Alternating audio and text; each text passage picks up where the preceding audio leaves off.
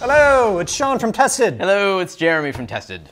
What do we have here, Jeremy? This is look at all the colors. I know. This is amazing. So this is the Prusa i3 Mark II's printer. Which right? we did a build on, which you can check out. You guys built this with Simone just earlier this year, right? Yeah, we built the base model, and then you have a special addition to that. So I bought, and we saw this at Maker Faire. As soon as I saw it, I said, that's amazing. I want to try that. And I ended up buying it, the multi-material upgrade for this Prusa printer. So it can do 4 materials through a single extruder. Say what? Yeah. So their sales pitch is, the multi-extruder printers are hard to align and they're cumbersome and it's more work than is needed. All true things. So what they've done is they've taken a single extruder and they have put 4 stepper motors back here that push the filaments down into them through this little multiplexer combiner thing here, and then you have one color coming out at a time. Mm-hmm.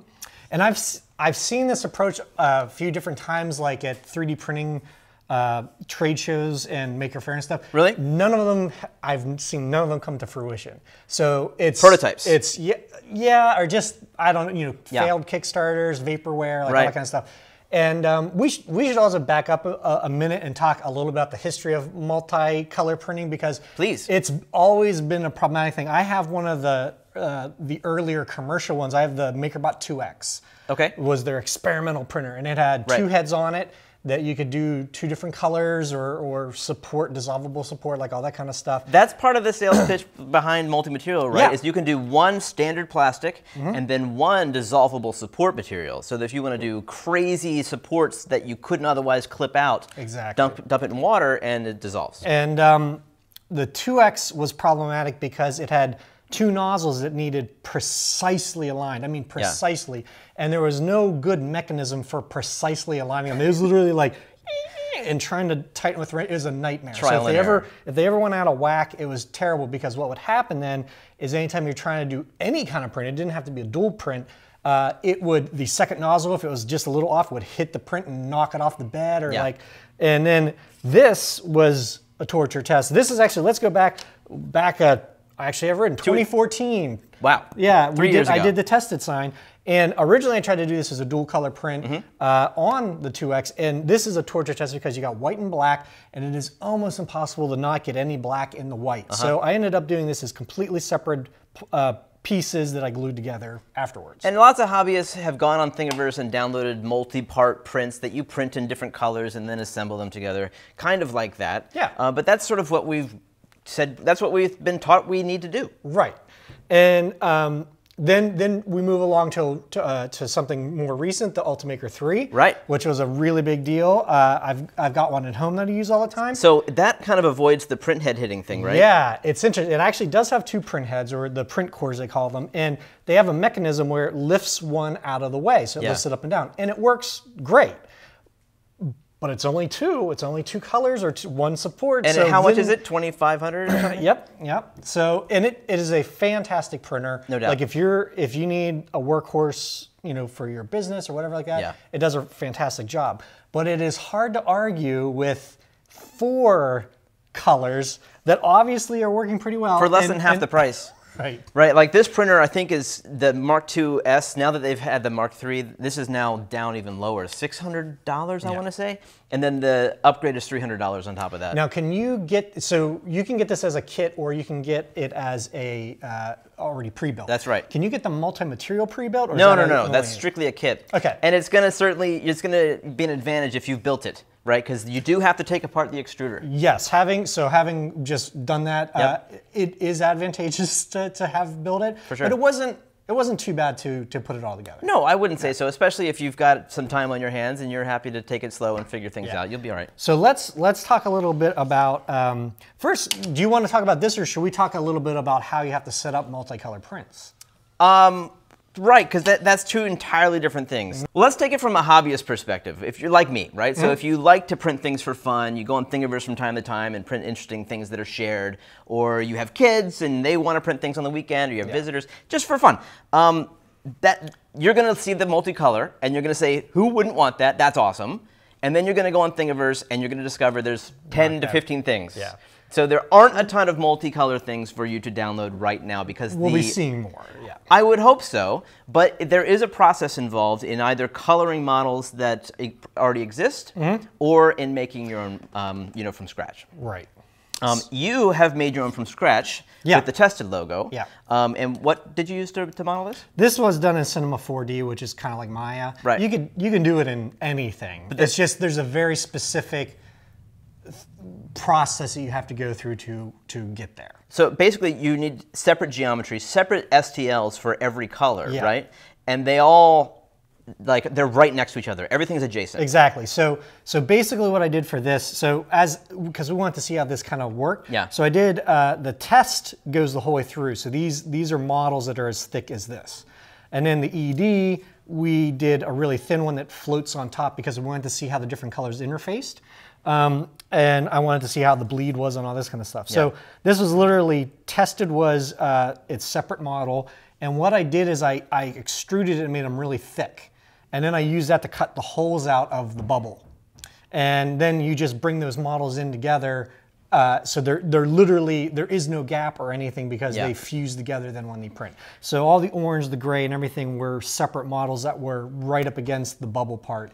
And then they fuse when they print. And crucially, they need to, every single model needs to float in space. Yes. You can't drop everything to the bottom. Yeah, because, and if anybody's used slicers to any extent, what typically happens is you bring the model in and bam, it puts it on the print bed. So there are usually, like whether it's Cura or the slicer that the Prusa is using, there are steps that, like when you bring in each model, you have to do it a very specific way so that they are oriented to each other. Right. And they're not like centered on the platform or anything like that. And if you don't save them out properly, you're out of luck. Yes. So from your modeling software, they have to be floating in space and in the right orientation. Yeah, so like when you export, you don't want to like send to origin or put on bed or like anything. You want them exactly as they are in your program. So there's a lot of considerations, and I started multicolor printing very early on, like in 2012 on professional printers.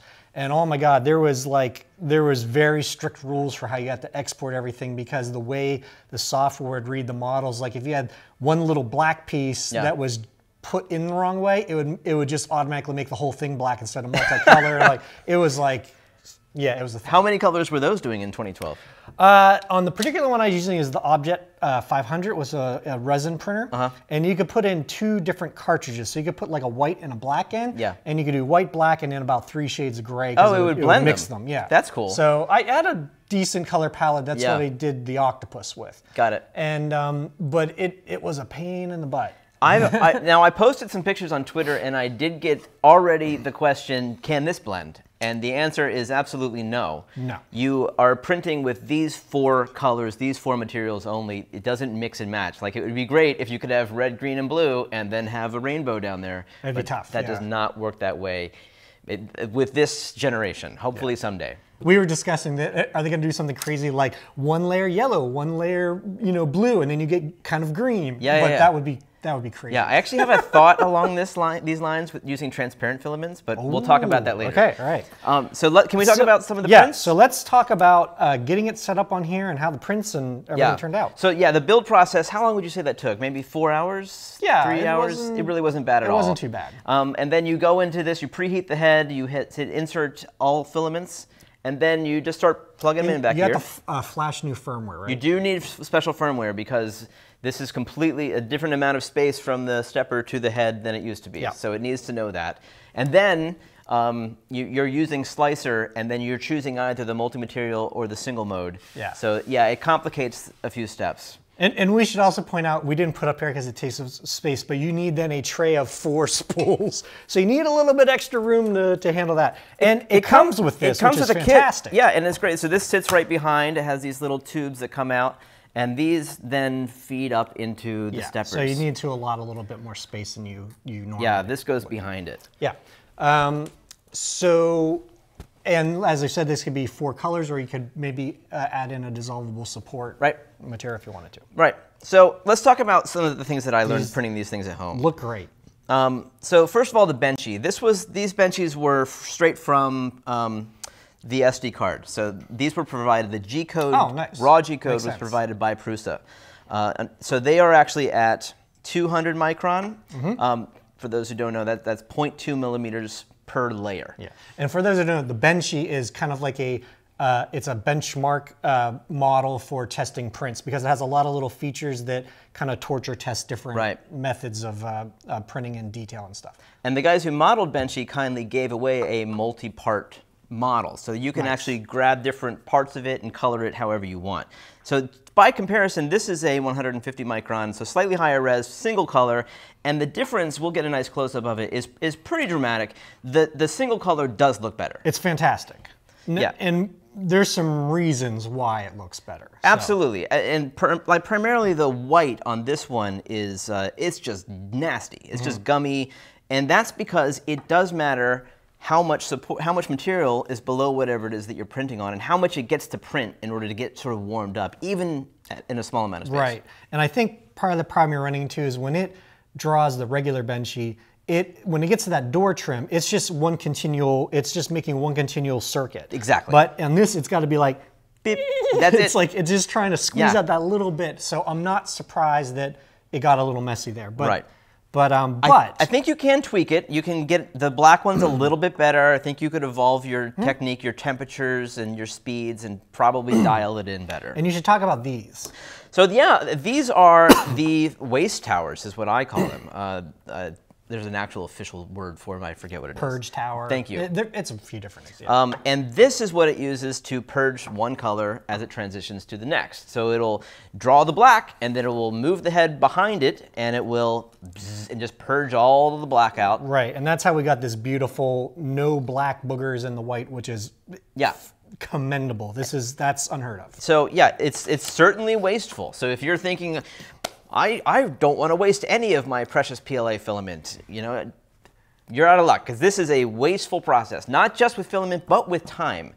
These took, I want to say like 12 hours, like an insane amount of time compared to a single color. And as we have observed, just without even weighing and picking up, this probably weighs 3 times as much as the actual print. Yeah, so you are wasting more than you're using. No, that'll vary. That said, PLA is biodegradable. It's also, I think, dirt cheap. You can get spools of 2.2 pounds for $30, $25. Yeah, if you calculate it, even with this is pennies. Yes, exactly. I think more than anything, it's just time. Yeah, exactly. Yeah. But I did learn something interesting with these regarding these purge towers, and this illustrates it well. So let's switch over to the Ferrari race cars. All right. So you'll notice that the purge tower on the red one is a different height, or has a different amount of purge than the green one. Correct. Can you tell why? We got the same color scheme. Does it have to do with the I don't know. It has to do with the amount of colors per layer. So it's interesting. With this one, it has silver numbers and a silver top. Right. This one has black and black top, but also has a silver engine. So it's got to purge more. Yes, exactly. So it has to transition colors more, which means longer print. Yeah, more I bet waste. this one took a lot longer to print. It did. It took about 3 hours longer. And so I thought that was interesting. So you can actually plan ahead and design your model if you want to make it most efficient in terms of how many colors per layer. And what's interesting is that it will actually, it's pretty smart about the way that it does it. If it's just doing 2 colors per layer, it will go out and it will, so for instance here, it will do the green. It will then raise up, do this next layer of green, come back, do a silver. Really? Do a second layer of silver. So they're constantly stepping up. Okay. One's always higher than the other. Or rising up 2 layers. Interesting. It's very smart that way. If you have 3 colors, then that's why it takes longer, because it has to do a purge for every single layer of that middle color. Right. And I think that this multicolor thing is an interesting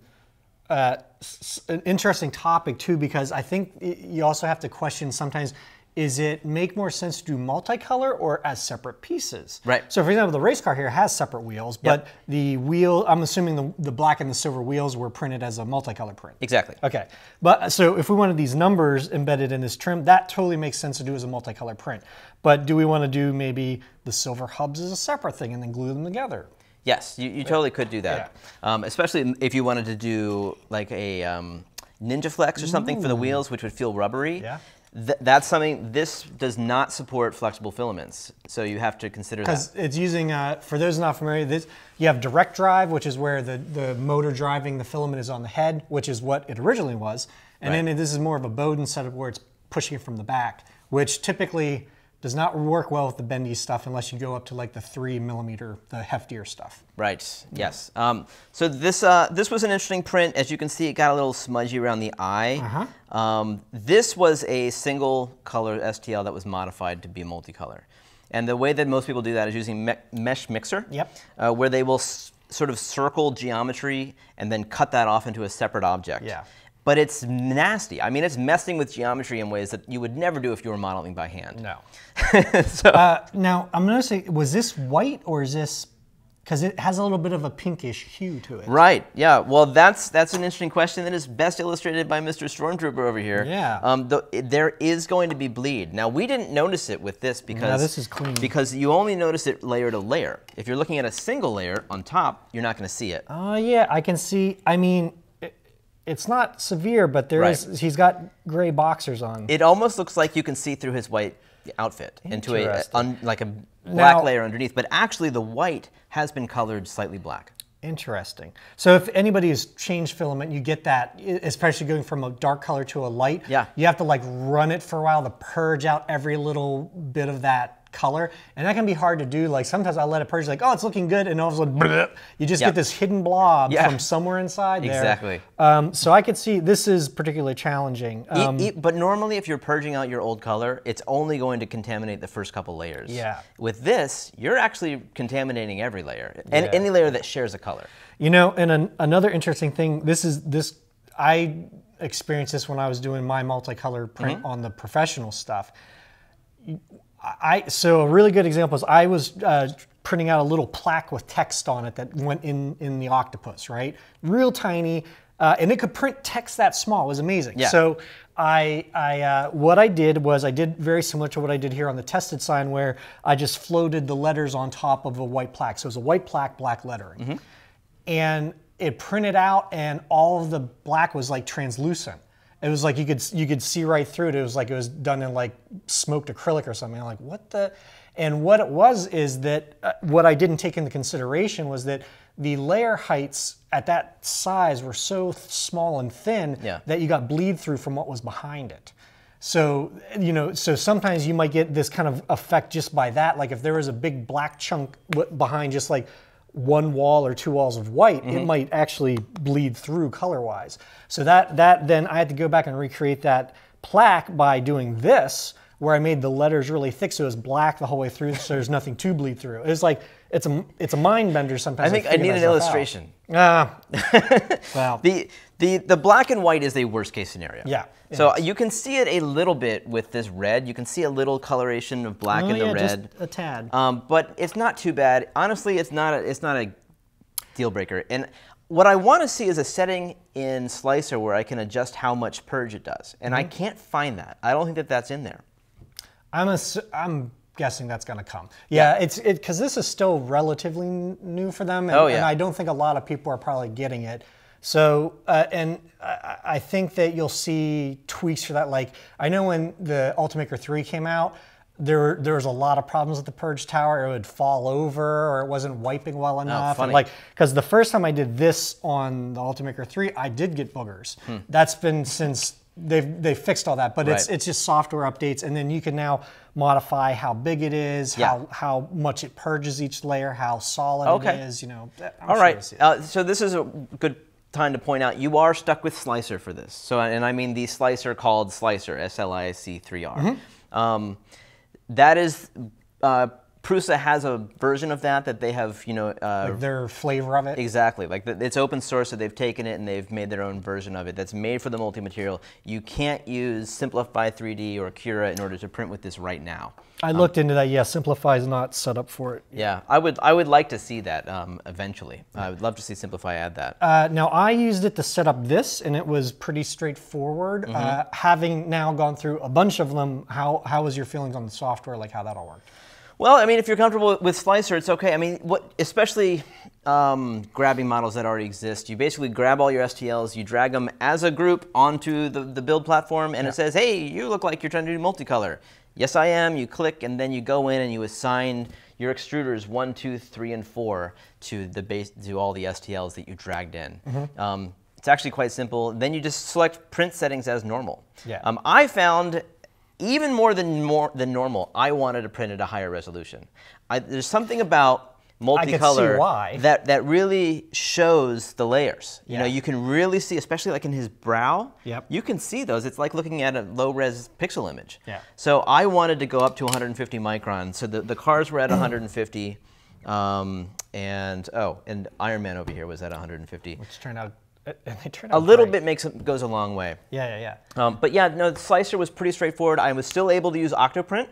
Nice. Which I live on, so it's just straight G-code. You get your G-code over to Octopi or whatever you're running, and it prints as normal. It does this weird thing where once you hit print, it primes all the colors, like you said, on the front of the build platform, and then the printer, for the first time ever, I've ever heard it make sound, it makes sound. It goes beep, and then you have to go into Octoprint and hit resume. Why is that? I don't know. It pauses it, and then it will actually proceed and do the entire print. I looked through the starting G-code. I couldn't see why it was like anything that would cause that. So I need to look into that. But that was something that surprised me. The prints turned out really well, and from what I saw, Slicer, it was pretty good too. So the Slicer's fine. Now we've had this is pretty recent that we did this. So you have not gotten to the point where you tried dissolvable supports or anything, right? No, I'd like to. I've never used dissolvable supports before. It's a bit expensive. It is. Well, the hot new thing is there's been other dissolvable supports like hips, which you have to use this like citrus-based thing to dissolve. The hot thing now is PVA, which is water soluble. It is expensive, and it's not all created equal. It's really even more so than other filaments. It's really sensitive to moisture. So I've got some PVA where the whole roll turned kind of rubbery. Oh wow! And then it wouldn't feed at all. So you want to store that well. Yeah, and the other thing that we ran into, because I did a lot of PVA with the Ultimaker 3, is dissolving it. If you just drop it in a bucket of water, it will take forever. It turns like the slime. And then, so what I did is forever being like overnight? Like, yeah, hours. Like I put a really tiny guy in there, and it took like 16 hours until everything dissolved off. Now that was just in a standing cup of water. Warm water helps. You don't want it too hot because it'll warp the PLA. Okay. So one of two things are good for this while we're talking about all this stuff. Sous vide, which we have lots of experience with on testing. Wow, that'd be because perfect. It heats the water and it circulates it. Yeah. Now, so if you can pick up a cheapo sous vide that you can use for that, that's great. My experiment was a fish tank. I got like a little starter fish tank on Amazon for like $50 because it's got a heater. It's got the filter that circulates the water. So I put some warm water in it. I turned the heater on. I didn't leave in any of the filtration medium. I just let it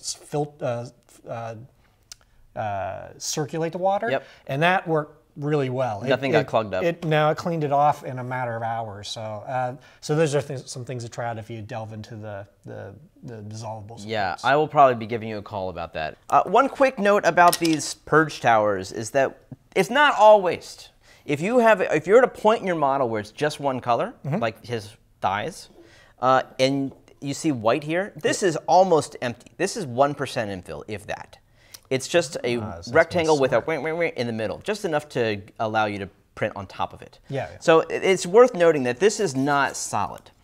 So depending on how many layers combine colors, that's when you start using the being smarter. Yeah. You know, that actually brings up a good point of this. Part of the reason I did this floating on top text versus the straight through, I wanted to see how it interfaced the two colors. I'll just pick up from it. Okay. So that brings up an interesting point, because part of the reason I did this the way I did with the ED floating on top, I wanted to see how to interface the two colors. Typically with multicolor printing, what I would see is it would treat it as if it was almost like a brand new print. So it would like put a cap on the white and then start like 3 layers of the black and then build it up from there. What it did here is it actually just continued the infill Right, so it had the white infill, like we had a little triangle pattern going. Yeah. It just built the black infill right on top, and then it just capped it off. I thought that was great. I thought that was a problem. That's a time like, saver. It looked to me like the lines had gone all wrong, Yeah. but it was actually perfect, And it it made a lot of sense. Yeah. So that leads well into, like, you said that there wasn't a lot of these models on Thingiverse and setting up these models. Yep. And that's the stumbling point. It's kind of like going back to like the stumbling point of 3D printing in general is that not a lot of people could 3D model. Well, it's gotten to the point now there's more and more software coming out that's easy to use, and there's so many models you can just grab and print and stuff. But now we're running into another little hitch, like, how do you set these up? And it's important to note that, because I've seen this confusion a little bit, is sometimes people are confusing the multi-material printing with texture maps, because those are different things. So like if you go to like what were the Z Corp printers, which are the powdered printers where you can get full color statues, that's working from a texture map. So it's actually just using one material for the whole thing, right. And it's adding inks, like basically inkjet ink, to make the actual pattern. Texture maps are like stickers. Yeah, it's like what they're using in games or animations to texture things. This is different. This is actually physical models that have to be different colors, which is a whole nother animal. Now, if you're talking about like this guy, where you take an existing model and you break it out into multicolor prints. Yeah, so a lot of people are using Mesh Mixer for that. Free. But I gotta say, the best models to do this with are with ones that have been made for multicolor. And the only one that I found, besides Benchy here, is the Ironman model. Which surprisingly, like the eyes, I didn't expect the eyes to turn out that well. I expected them to turn out, more like this, a little gloopy, something's wrong, because there's not much material there that you see. But what's great about this model is the eyes are huge. Like they go inside his head. It's a great, even, symmetrical model back there. Lots of material, space for it to build and paint itself in there. Same with the gold. It's not just on the surface. It is a big piece of geometry that goes back in there, which is what you want in order to let the print head do its thing. Exactly. And we should point out, like, maybe this was a model that was meant to be assembled, like it was separate pieces, like the tested sign or something. And if it is built originally as separate pieces, that can lend itself really well to multicolor printing, because if they are meant to fit together and they're touching and everything like that, you can literally just throw them on the platform like that and assign different colors, and instead of doing it separately, it'll put them together. Right, yeah. Yeah, now with this kind of thing, it's a little crazier because you are almost painting on it to select what areas you want to be a different color, but then you have to break that away from the original model. And I think the way Prusa was doing it in their little tutorial is then actually giving it some thickness so that there is some geometry there, and then cutting it out and then capping it so that it saw it as a separate piece. Right. So it's kind of a pain in the butt. Yeah, and it's a hack. I mean, it really is. You can see these pupils are, as you said, they're extended away from the surface. And there's nothing there for the filament to land on when it goes to print. That's why this one's drooping. And this is a good job. Whoever colored this did a fine job at it. It's just not built ground up for multicolor printing. So, I mean, obviously, if you have a need for multicolor and you're modeling yourself, this is 100% recommended. If you are a hobbyist and you just want to print cool multicolor things, you've got time. I mean, honestly, this is a good, easy, relatively easy to set up upgrade, but there's just not a lot out there for you to print right now. Yeah, and as we have seen before, the Prusa printers, whether it's the Mark II or the new version, it's a fantastic printer all by itself. Oh yeah. And you can always add the upgrade later. So if you want something that is a little less than some of the other ones and a solid printer, and then you can work your way up. One last pro tip: if you cancel a print, make sure that you remove the filament, because if it will leave the filament in there. There's nothing in your cancel G code that says the firmware does not kick the filament out. Right. And it can only insert one at a time. So if you cancel a print and then go to print another one, you're going to have filament stuck in there that it doesn't know is there. Oh, so that can be a bad thing. Yeah. So all right. Lots of fun with this. I will, now that I've used up all of the models on Thingiverse, I'll probably be modeling my own. I'll hook you up with some stuff. Fingers crossed. But yeah, thumbs up for me for both the Prusa and the Absolutely. upgrade. And check out our build video for both the printer and the multi-material back in the archive. Yeah. Thanks for watching, guys. Thank you.